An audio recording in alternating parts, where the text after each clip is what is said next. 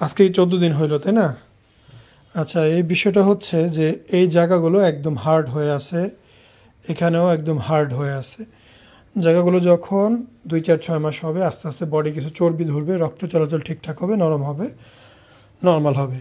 ওনার এই জায়গাতে একদম বগলের নিচে এই জায়গাটা একটু এখন ফোলা মনে হচ্ছে, কারণ এই জায়গাটা একদম নর্মাল। যখন হালকা হালকা ফ্যাট এসে এই জায়গাটা আরও নর্মাল হবে, একটু সামান্য ফুলবে, তখন এর সাথে আরও ম্যাচ হয়ে যাবে।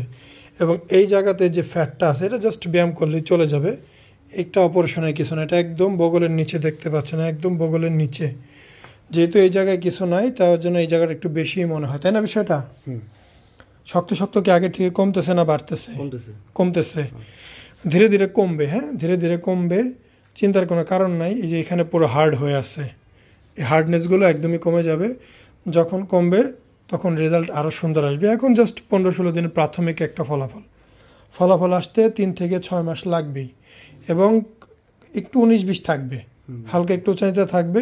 এরপরে তোমার দুই পাশে সমান ছিল, এখন তো মোটামুটি সমান আছে। এরপর কিছু না কিছু আপ ডাউন তো বের হবেই, 19-20 মনে হবে, তবে সেটা অ্যাকসেপ্ট করতে হবে, কারণ মানুষের হাতের কাজ, বডি অ্যানাটমি গঠন আছে, বডির গঠনতন্ত্র দেখতে হবে।